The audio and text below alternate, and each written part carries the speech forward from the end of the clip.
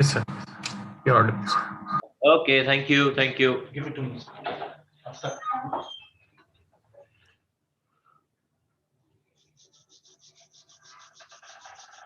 Shabir sir, shall we begin?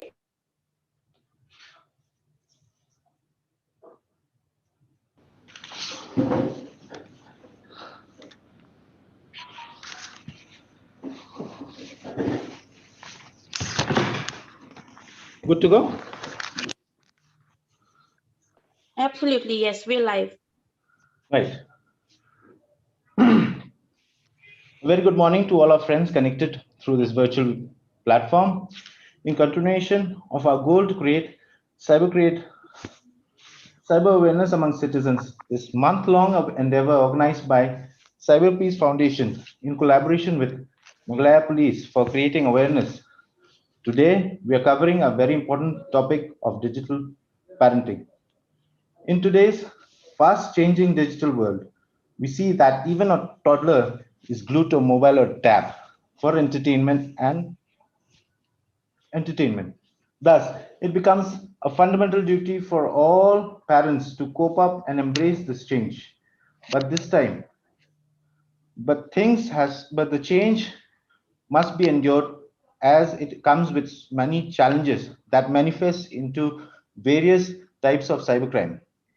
In line with this topic, today we are grateful enough to have two very eminent resource persons who are experts in their respective fields, who will share their expertise and help our viewers increase their digital literacy.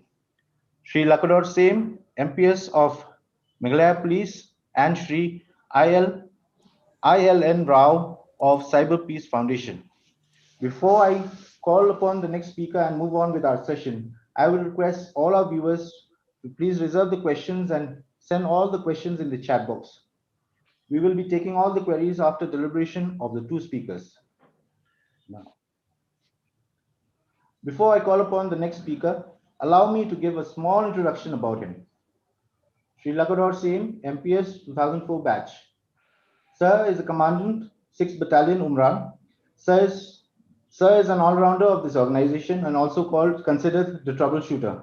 He is known as one of the best orator, presenter, and officer of the Meghalaya Police. In his 17 years of service to this organization, he has contributed immensely to the force in various capacities and units of Meghalaya Police. He has served as Superintendent of Police, South Garo Hills and West Gente Hills. He has also served as Principal Police Training School, and because of his significant contribution in this field, Sir was awarded the Union Home Minister's Medal for Excellence in Police Training.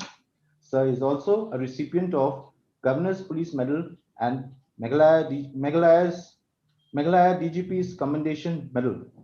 Because of his vast experience and ingenuity, he is a guest faculty in several renowned institutions of the state. Some of the names of this exhaustive list include Meghalaya Police Academy, Northeastern Police Academy, Meghalaya Administrative Training Institute, and Meghalaya Judicial Academy. Sir, we are honored to have you here, sir, amongst us to enlighten us with this topic. Sir, the stage is all yours. Thank you very much, Shabir. Just let me share my screen and we will begin.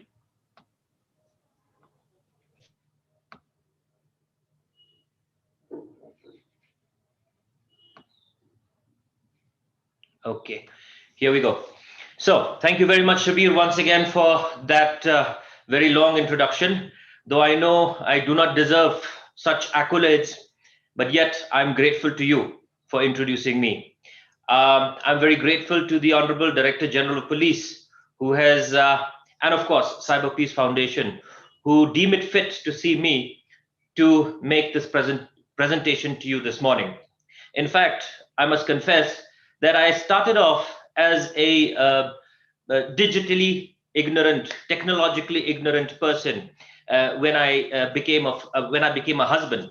But my two daughters have, through the experience that I have through them, digitally parenting them.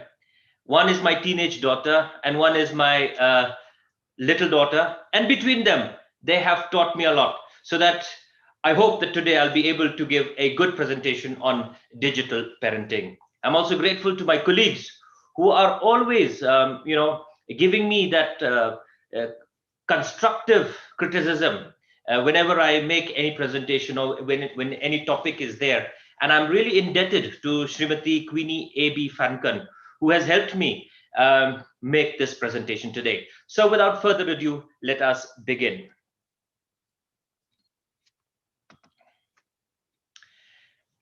You can say that as teenagers and as little ones, they spend almost an average of 9 to 10 hours a day, on media and gadgets such as the TV, the social media, online games, and so on and so forth. So much so that when I look at my youngest daughter, even when as soon as she gets up in the morning, as Shabir says, she wants her tab, she wants a mobile, she wants to watch the television. So you will see that by and large, as soon as right from the time that they get up till right the time that they go off to sleep, they are glued to these gadgets. Parenting standards have changed, and parents have to look after their children in real life as well as in the virtual life. 40 years ago, when I was growing up, my mom just had to, my parents, our parents just had to look at us, that we had our meals on time, we slept on time, we had, adequate play time, and so on and so forth. But today, we also have to look at the digital life, the virtual life in which our children are involved in. The rise of technology in terms of cell phones, gadgets, computer devices, and access to the internet have also changed the whole scenario of parenting. Therefore, as parents, we have to perform the real life parenting and digital parenting, and that too at the same time. Initially, if we look at the types of parenting that we normally see, is the authoritarian or disciplinarian. This type of parent is highly demanding, but not supportive of all. Then we have the permissive and indulgent, these parents are highly supportive, but not demanding at all. Then we also have the neglectful or the uninvolved parents, who do not get themselves involved at all in parenting. And of course, we have the authoritative, which are parents who are highly demanding and highly supportive. The new type of parenting which we have today, the fifth, is digital parenting. And here, you cannot be just one type of the above. You have to be a little of all. Sometimes a disciplinarian, sometimes an indulgent parent, sometimes an uninvolved parent, and sometimes an authoritative parent. So it is a culmination of all four that makes digital parenting, and where you become more successful if you have all these four types of qualities. As I said, a generation ago, a generation ago, 40 years ago, 50 years ago, parenting wasn't even a word. Back then people just raised kids like crops of livestock.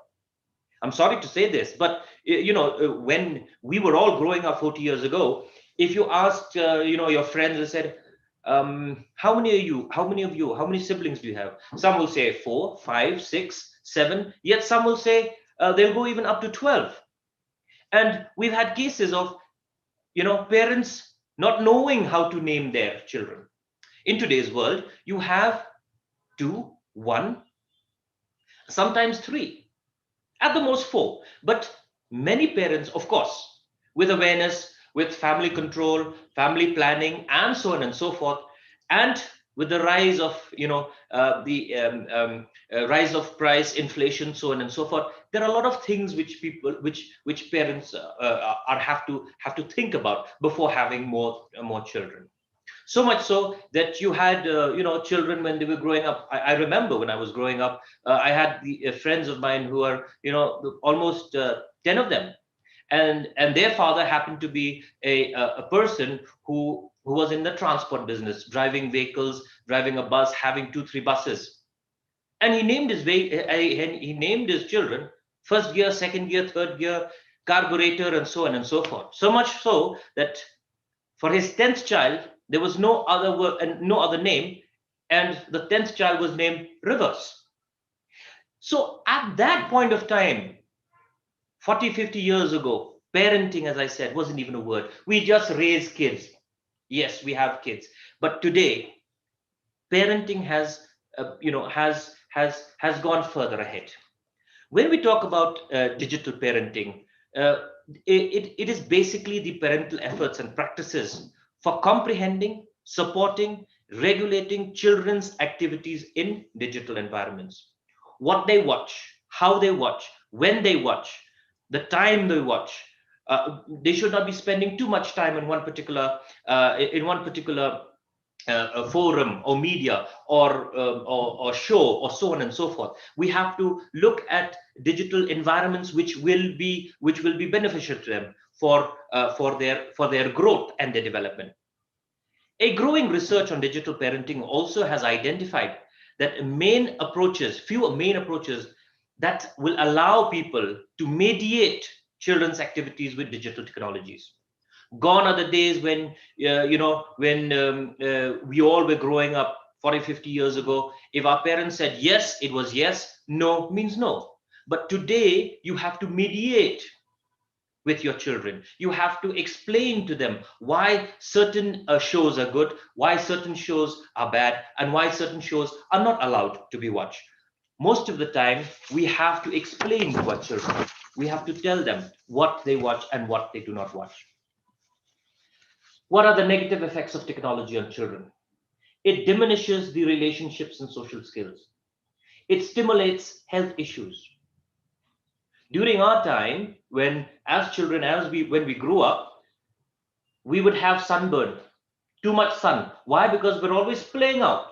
Today, I'll take an example from my immediate family, from my close family. My nieces suffer from vitamin D deficiency. Why? Because they're spending, especially with the COVID pandemic, which has happened over the past year. School is online, so they have to be glued to their TV screen or their laptop screen or their mobile phone screen or their tab screen. They have to take all lessons over the internet online. Then they have to do their homework and assignment and so on and so forth online. And beyond that, they spend most of the time again online on the internet. So much so that they've developed vitamin D deficiency, health issues.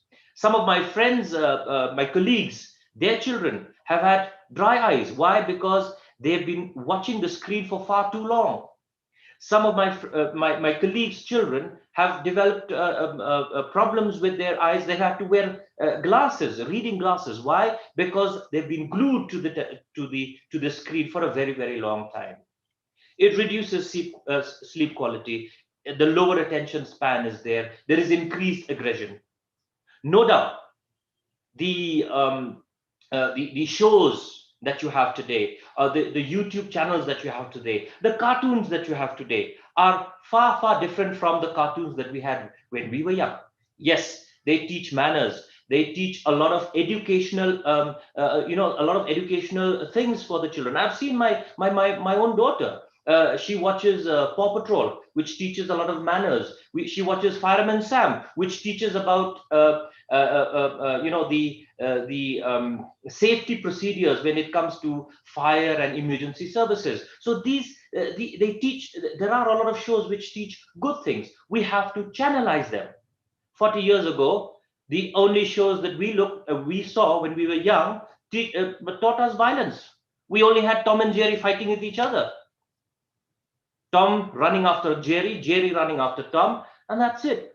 Today, we also have Indian cartoons which teach a lot about Indian history, a lot about Indian manners, and so on and so forth. So we require to channelize our children towards such shows. Why do we need to monitor our child's internet activity? Parental monitoring isn't about privacy, it's about safety. In today's world, there's a lot of cybercrime happening. And even as adults, there is identity theft. there is your money is stolen. You have what is known as these, Nigerian scams, friendship over the Facebook and social media and etc., and people cheating you of your money and so on and so forth. If adults can fall prey to cybercrime, to crime on cyberspace, how much more a child whose mental capacity or mental makeup isn't unable to comprehend certain things. So parental monitoring isn't about privacy, it's about safety of the child. You have cyberbullying, bullying, you have sexual content, identity theft, viruses, stalking, and of course pedophilia, which is something which we should all take very seriously. Protecting your kid in the digital world, these are the steps that we can take so that we can protect our kids and effectively parent our children in the digital world. Knowing what they're doing, as I said, parenting, digital parenting encompasses all those other four types of parenting. Knowing, we should know what they're doing. We should set clear and distinct boundaries of what they can watch, what they cannot watch. Set restrictions on search engines, what they can see and what they cannot see. Protecting our passwords, because if you protect your passwords and if your children don't know your passwords, then they will inadvertently, they may use those passwords, give out those passwords. Limiting Wi-Fi access, use kid-safe social media, filtering software, app lock, etc., monitoring and their content, their online gaming, their browsing, and so on and so forth. Here are some tips, the 7 steps or tips for good digital parenting. Talking to your kids, that's very important. As I said, gone are the days when you just tell your kid, this is what you cannot do, and this is what you can do. Today, kids are very much more advanced. They're much more aware. So they would also like you to explain to them in simple terms, talking to your kids and telling them what they can do and what they cannot do, why they cannot do, and why not they cannot do. Setting a screen time for them. Educating yourself is very important. As I said, I've learned a lot through my daughters because I have to educate myself first before I tell them what is good and what is bad. Creating awareness, talking to my teenage daughter. In fact, yesterday she had a lot of questions as to why certain shows were shown on Netflix and why certain shows are not shown on Netflix. Why is there a censorship? Why are certain shows rated 16 plus, and why are certain shows rated A or UA or U, and so on and so forth. So we have to explain to them, create awareness to them about what are the things and why the things are the way they are over the internet and cyberspace. Become a friend and follow them on social media. But remember, never stalk them. Never stalk them. If you are a friend and you follow them also on social media, you will also be able to know what is it that they're doing. And you yourself have to be a good digital role model. Because if they see you, if they look at you, that you are also practicing unsafe digital behavior, they will also follow the same. Because children are always following their elders. Thank you. I will end this presentation today of mine with this quote that is here before you. The internet in the hands of a kid is like a double-edged sword. It could either make or mar the handler. It is healthier to tame the tech-savvy kids of today than to correct the irrepressible youths of tomorrow. Thank you once again, Meghalaya Police and Cyber Peace Foundation for this opportunity. And I hope that I have been able to do justice to this presentation, which you have asked me and given this honor. Thank you so much. Thank you so much, sir. Thank you, sir, for sharing your such a holistic perspective.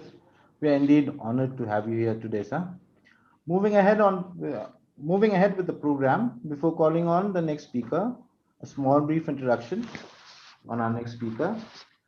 Shri I.L. Narasimha Rao, referred as Sir Berlin, is a professional and renowned cyber security expert and information security speaker committed to educating people on security threats and best practices. Presently, Sir is working as a senior project manager at Cyber Peace Foundation.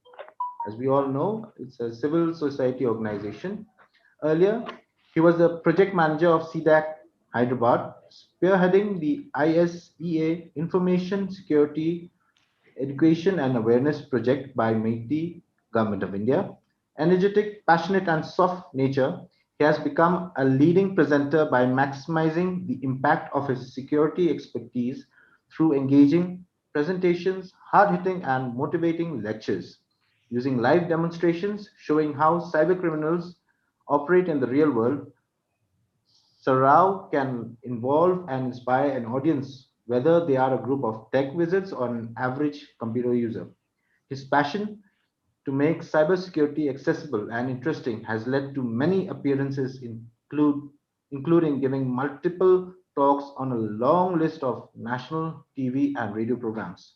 Over the past years, his focus has been on the linking through educational departments, NCERT, CBSE, state and central government agencies, private sectors for communication and outreach policy in development of training programs on information cyber security awareness to all stakeholders.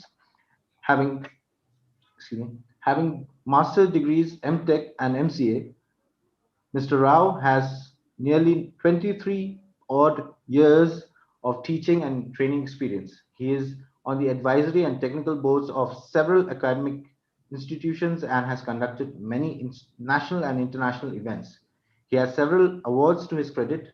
He has conducted several workshops for police intelligence department, government officials, cyber cell investigating police officers, engineering graduates, school students, teachers, faculties, public security forces on information security and latest technologies. Sir, we are really honored to have you here today. Sir, the stage is yours. Thank you, Mr. Shabir. That was a wonderful introduction. Uh, I think I should really thank Siren sir, who has set the context today for this digital parenting topic. So let me just share the screen.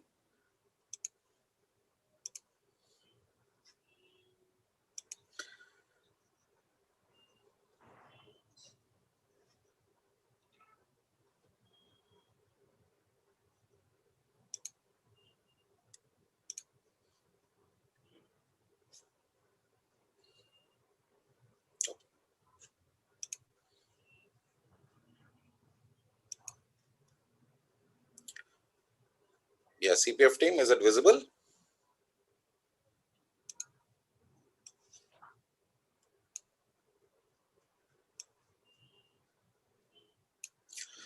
Right.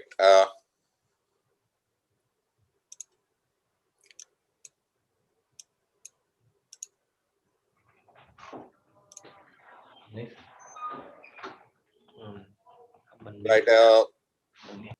I hope you are able to see the screen. Yes, sir. Thank you. Thank you.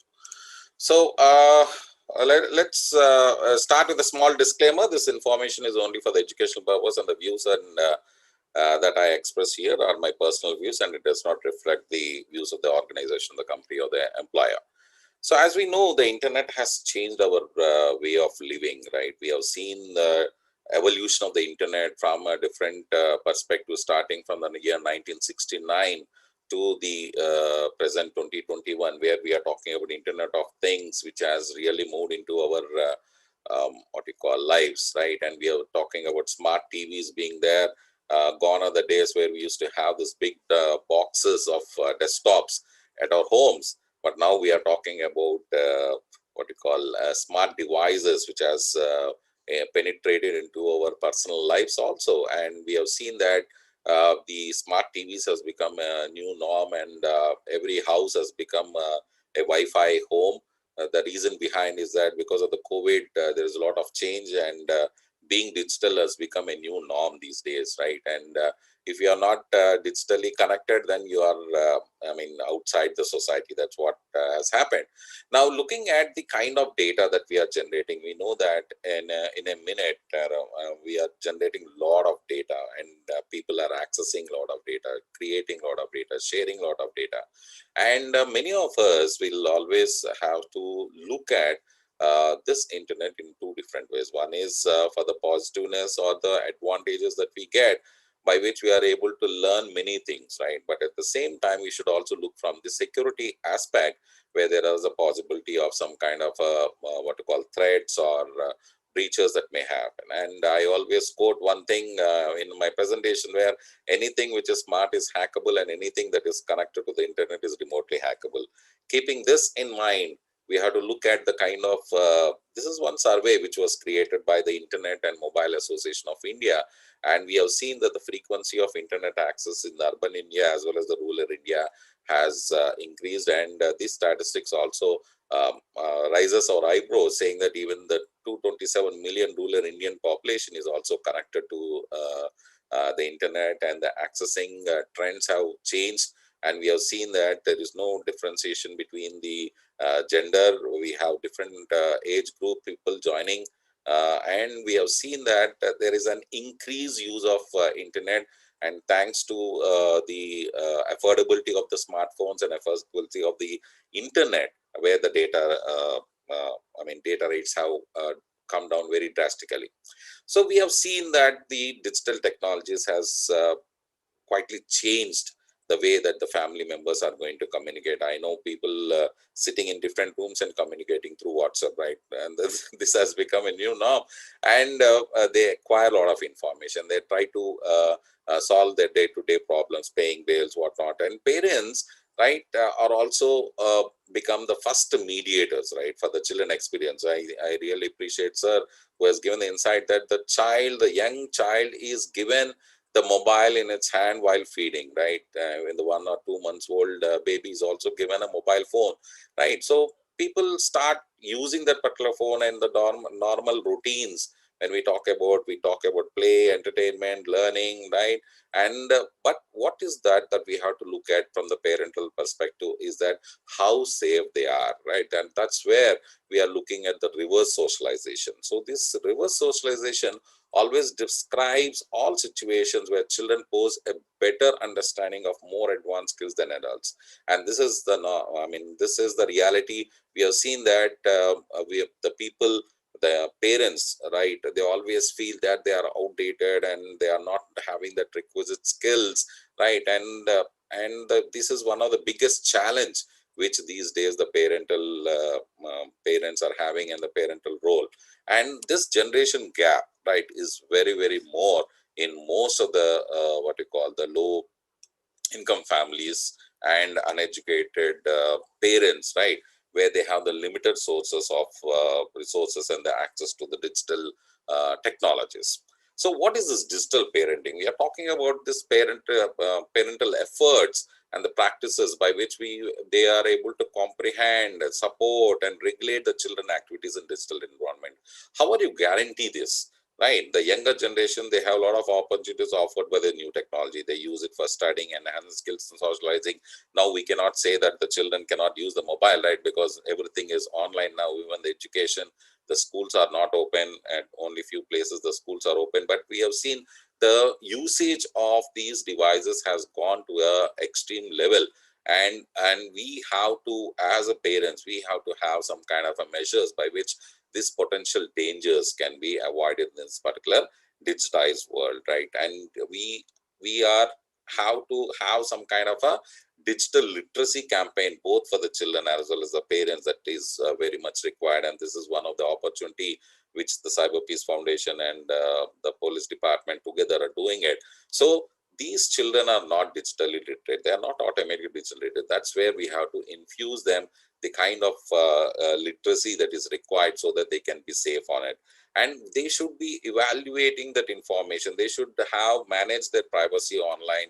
They have to ensure that the online personal safety is also there, so that the digital skills can be there. And This is one slide which talks about the digital immigrants and digital natives. I definitely know that we all come under the earlier the generation digital immigrants, where we are trying to adopt the particular technology. We try to prefer to talk to the people in person, right? We are the logical learners. We try to focus one task at a time. We try to get the information from the traditional news sources, and we try to interact with the people in the physical way. But now we are talking about the present generation, where the children, right, they are born with the technology, they are grown up, they are going to live with the technology, and they're going to use the technology much more than what we have been adopting now, right? So we are going to talk about this digital natives, where they are attached to the phone, they are attached to the devices, right? And they are intuitive learners, they do multitasking, and they rapidly switch the task, right? And they are extremely social, right? And they are more concerned or interested in the multimedia, and because they are oriented towards it from the childhood. Now, the point which I want to highlight here is that how are you going to manage these digital natives? And our parents, right, these days are becoming more pessimistic than optimistic when we talk about the internet usage. And that's where the parents are more worried about the excessive time they are spending, what kind of interactions that they are having, because there is a lot of interference with the face-to-face interaction. We have seen people not talking to even to their neighbors. We have seen people, the children, not talking to their parents, right? We're connecting more time with the devices, right? And sometimes they also lack that skill and maturity, because sometimes they are not in a position to differentiate between the content that is available online, right? Because then there's content which may have some kind of a violent, sex or drug related, and these days the new norms have also been introduced by the government of India, which talks about some of the rules that the intermediaries have to follow, and definitely this is supposed to sign. And negative consequences also on learning and academic performances, where the attention span has reduced, right? There is no physical development of the individuals, right? Spending more time sitting, and obesity and all other factors which are also increasing, and the social skills and peer interactions, where it has been reduced a lot, and because of the COVID also it has reduced. But nevertheless, when they are connecting more to these devices, right, the physical interaction and peer interactions are reduced, and their interaction goes on only on their digital devices, and playing has gone, right? And using a smartphone, right, has become some kind of an addiction, right, where to avoid this particular boredom. So when we talk about the different kinds of styles, I think sir has also mentioned good things, but we have to look at the age of the children. What kind of self-esteem do they have? What kind of an emotional regulation do they have? And what are the behavioral problems which they have? And based on that, we have to adapt to that particular style by which this parental control or the parental warmth can be given, right? When you look at the parental control, right, many people try to supervise it. I'm around when my child surfs on the internet, but how much time? You cannot be 24/7 with the children, right? So this is one aspect, right? Other is stopping the internet user. I'll stop my child when he or she visits a less suitable website, right? You cannot have the complete controls on them, what they are watching and what they are not watching. And you can also set up some kind of an internet usage rules within your family, and limit time by the child to allow to the internet 1 hour a day or 5 hours a day, based upon the online teaching which they are having nowadays. And the other is trying to communicate to them, right? The communication, right, where we have to talk to the child, we have to talk about the dangers which are available on the internet, what are the kind of addictions that may happen, what may be the cause, what kind of troubles that may have because of the viruses, the kind of privacy violations, and so on and so forth. But when it comes to the support, right, we should try to sit with them, talk to them, and show the child that these are the websites which are child friendly, where you can also learn new skills and all. And we have to try to enable this kind of a mediation, which will really help them to understand, right, the pros and cons of using the internet. And this, as you can see, there are a lot of addictions that are happening on the internet. We have seen this, the source from the Times of India, where we have seen that they spend more time online, right? They're trying to right, stay up all night, right, where they're trying to check their social media accounts or the emails, and they try to ignore the homework or any kind of a work that is there. They try to avoid socializing physically. They try to socialize more on the Facebook and Orkut, where they sometimes they feel they become very, very angry, right, whenever the internet is not available, right, for some time, and then they are totally preoccupied with internet, right, when they are also offline. So these are some of the there are certain symptoms, right, which will help us to understand the kind of addiction that they have, and there should be some kind of a supervision that is required from the parental point of view.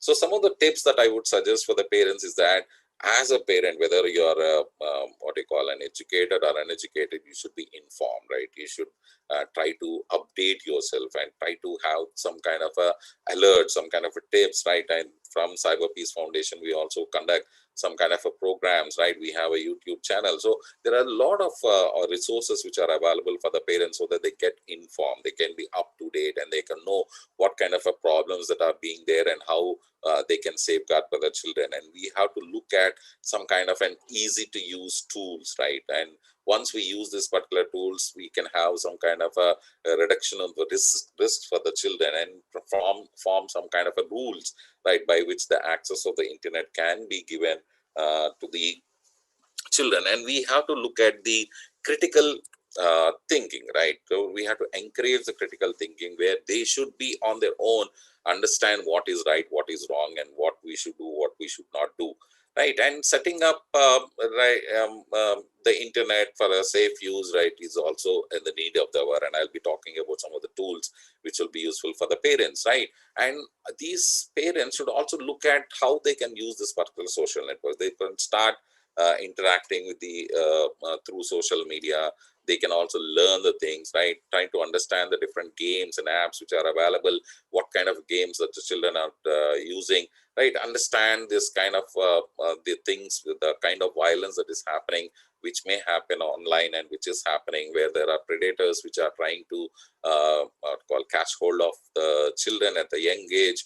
And the main thing I would say is the trust, right? The trust between the parents and the children has to be built, where the parents have to invest a lot of time, right? They have to talk to the children, sit with them, spend some time, understand their online behavior, try to find out what they are doing, what they are not, what kind of websites that are watching, trying to have some kind of a tools where they can monitor, and at the same time talk about educating them, right? And another big thing that we have is with respect to practice what you preach, right? And that's where I would say it's missing, because even now the parents are working from home in most of the educated families, and they also use a lot of the internet time, the laptops and these particular devices, and doing their office work, as well as connecting socially with the others. So we should also find some kind of a time by which we can do it. And that's where we have to look at what kind of the parental control softwares which are available to us.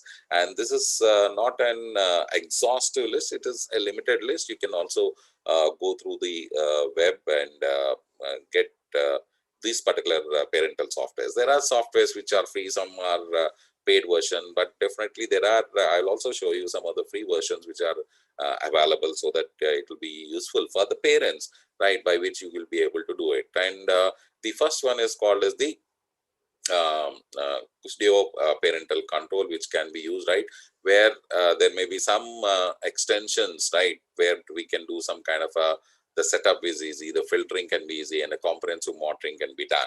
And Casper Safe Kits is also one tool which can be used, where it has a very good user-friendly design. It has a great customer service also, by which you can also get to know many things, how to do the settings and all, right? Norton Family also provides it, where these days the antivirus companies, right, they are also providing the parental control within the less budget, right? And nowadays having an antivirus and anti-malware has become a norm, because we know that a lot of viruses and trojans and worms which are entering into our systems. So you can also select one good antivirus which has a combination of this parental control, which can fit into your budget, so that you can use it, right? MobileSip is another one where we can also use it, right? There are lack of features, right? Some features are limited, but you can definitely use it. And as I told you, the Microsoft also provides you with a family version of parental control, where you can see the family.microsoft.com,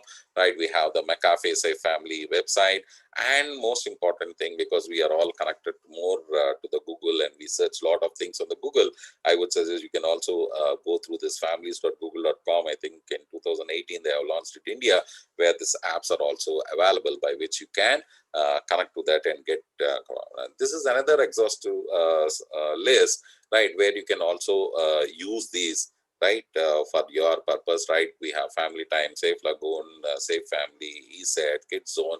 So a lot of applications which are available. Some are free, some are paid, right? You can verify and use this particular tools, by which you can also fix some of the things. And one good example I was talking about is the Google Family Link for the parents, right? You can, there is also a mobile app which can be downloaded from the Google Play Store, and you have certain applications or setup can be done very easily, by which this particular link can be used by the parents, by which you can have the some kind of a monitoring and control with the kind of activities that are being done. The other is with respect to the Microsoft, right? We also have the Microsoft accounts, right? We can also create a family group, and you will be able to get a lot of information with respect to how the settings can be done and so on and so forth. And as you know, this is one example, Chrome, where we can have some kind of an accounts created for the children also, where the monitoring can be done very easily by the parents. And sometimes I know that children are more or tech savvy than our parents, right? And there are also some kind of a controls by which the child cannot use the incognito modes and others, where there is some kind of a password protection that is created. So this is one of the some of the examples that I would like to quote here. And as you can see there, you also have the YouTube, right? And YouTube has been a very good provider for a lot of learning material. And you can also watch our Cyberpeace TV, where we have a lot of awareness material that has been kept for the parents also, and for the children, where they have to know what are the do's and don'ts, and how the parents can manage their child's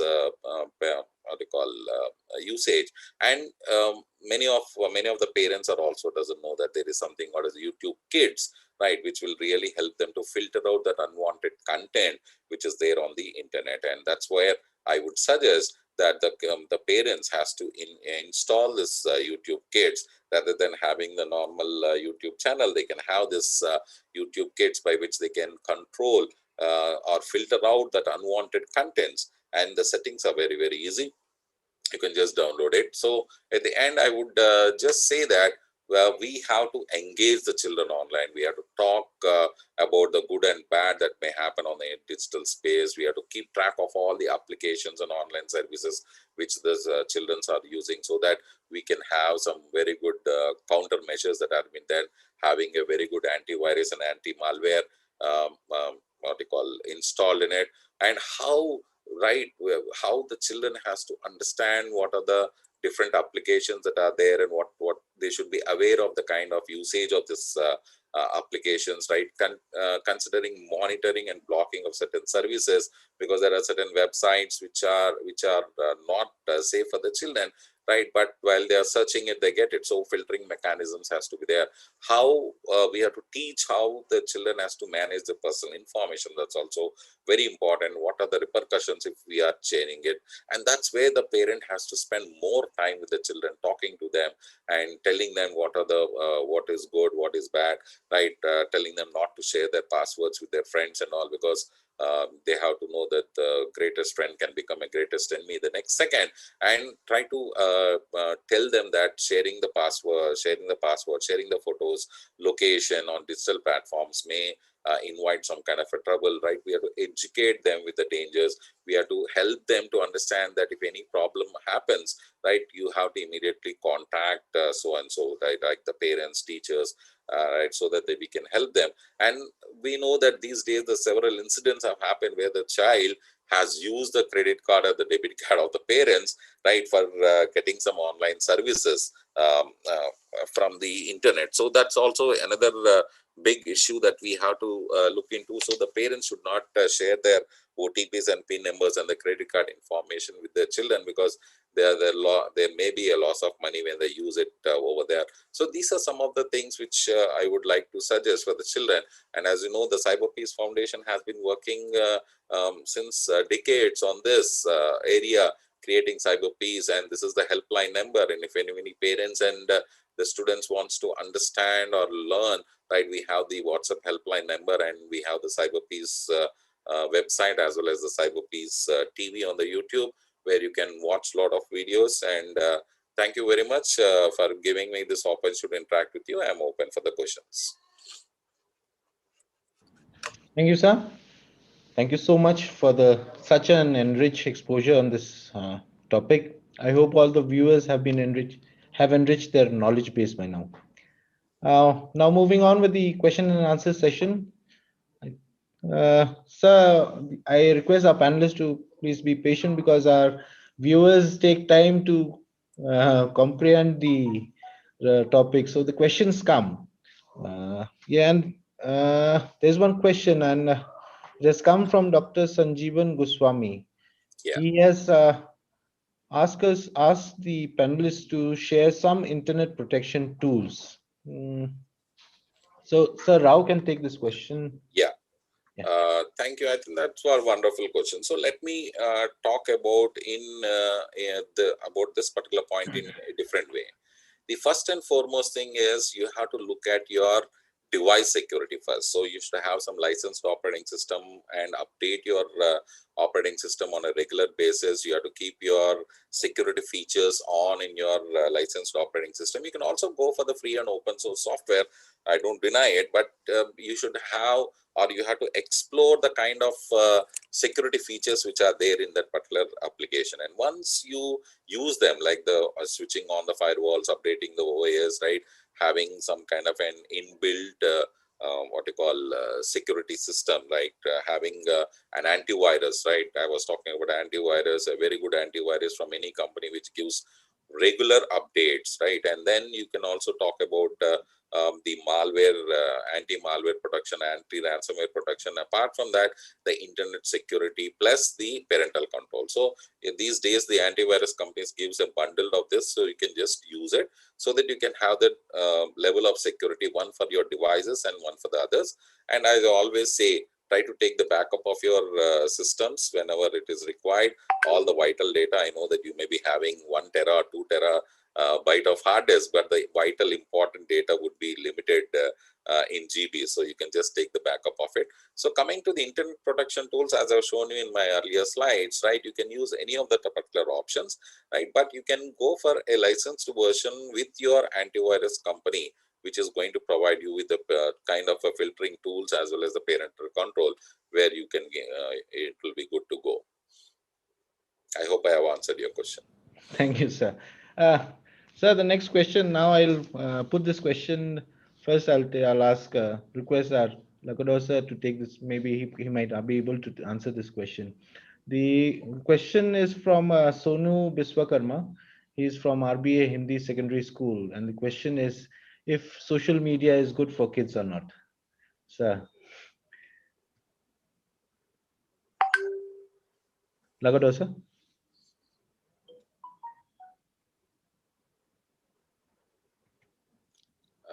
Sir, I think you are mute.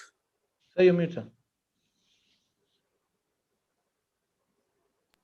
Okay, am I audible now? Yes, I think. Yes. Right. So, thank you very much for that question. Very important question. My answer to this question is, it would depend on you as a parent, how you teach your children to use social media.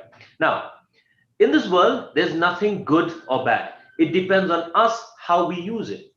They say language is good, but if you use foul language, then it becomes bad. Similarly, if you're going to use media and teach your children to use media in an effective way, in an educational way, in a good way, social media is very good. Like as I said, what Sir has said, Sir Rao has said that you have YouTube Kids. YouTube Kids, there are a lot of shows, a lot of things which they teach on YouTube Kids, which they show on YouTube Kids, which is a very educational, teaches children to be more observant, to be more aware, and they teach a lot of good things to the children. So social media also is good, depending on you as a parent, how you channelize this social media for the benefit of your kids. Thank you. Thank you, sir. Sir Rao, if you would like to value add to this. Well, I totally agree with Siren sir, right? Where the technology can be used in both ways, right? Good for good or for the bad. And I also heard, I was interacting, taking sessions for the teachers and all, right? I know there are many parents who come back to their teachers and say, "Sir, please take care. Teacher, please take care of my child. We are not able to control we are not able to control them, and they are not listening to us, right?" And this is a common feature in most of the parents teacher meeting, and that's where I think Cyber Peace Foundation has initiated something called as Cyber Peace Clubs, which will help the schools in mitigating this kind of an issues, right, and bringing confidence among the teachers, parents, as well as the students.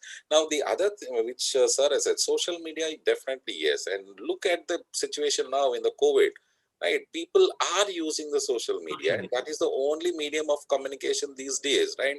We are using it for good, right? And when we are trying to promote some misinformation or misconcepts on the social media unnecessarily, that is for the bad, right? So I would say that these children are right, they are digital natives, right? As I told you, they are born with the technology, they're going to live with the technology, they're going to continue using this particular technology, but the intuition or the common sense should prevail among the people, how best they can utilize this particular platform for the benefit of their personal growth as well as for the knowledge enhancement. Thank you, sir. We don't have any questions, but we have 2 minutes. Uh, Sharing my experience, sir, I head the cybercrime wing of CID in Meghalaya, and we have come across a lot of cases as such. And in fact, I agree with both our panelists today. Uh, Charity begins at home, and I believe that yes, if we take precaution, like in earlier sessions, we always carry this motto forward: precaution is better than cure. If we take the precaution beforehand, we don't have to worry for the cure, right? And Most of the parents these days are very much worried, sir. The why the parents are worried is that because they are not in a position to convince their children first, right? And the children these days feel that they know more than the parents, and that's another big issue, Very true. Very true. very true. right? That's why And I said it. the parents have to create that kind of a trust which I was speaking about, right? Sit with them. I know the children these days, even when the schools are also on, also at the time of taking their food, right? They just sit in the front of the TVs or in front of their mobiles and eating over there, and obesity increases for them. So all these are some of the things, but framing up the rules, right, is a good move, right? Sitting with the children, making them talk about the experiences that they have and all, at least um, coming together at least for the lunch time or the dinner time, right, and sharing their views, sharing their thoughts. And these parents should also look at some kind of a storytelling, right? I would suggest that the parents should start about storytelling, which they used to do it in their childhood, because the child was listening at the time. Now they should again come out with some kind of a new techniques by which they can talk about the kind of nuisances which are happening on the internet, right? What are the problems that the others are faced, so that they understand that, okay, if I'm doing this may be another problem that may inviting it. So we have to create that kind of a culture, right, among the families these, because gone are the days where we have become micro families now, right? 3 plus 1 or 3 plus 2, whatever it is. So I would say that it's very, very challenging for the parents as of now. But you are there, we are there, right? CyberPeace is always there to support them. The helplines are available. That they can watch the YouTube CyberPeace TV. They get a lot of information and they have to get updated, right? They can also talk to their parents. They can also talk to the teachers. And I think just for your information, I think CyberPeace Foundation has created a wonderful handbook which has been released by the CBSE, right? Where we have a lot of information given which will be useful both for the parents as well as the teachers, right? And this is another important thing, that even the school education system has to incorporate this digital well-being, cyber hygiene topics into their curriculum, by which this will be taught on a day-to-day basis by the teachers, right? And we are there to support them. Thank you, sir. So, well, with this, I think so we have come to the end. Well, folks, we have come to the end of yet, since there are no questions, we have come to the end of yet another interesting session of this campaign, and request all our viewers, both the immigrants and the newborns, to follow us on our social media handles, CPF and Meglaya, for more information. Once again, I thank all the viewers and our esteemed resource persons for their valuable time. Parting with the audience next time, I once again appeal to them.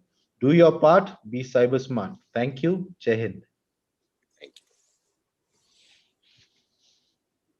Thank you.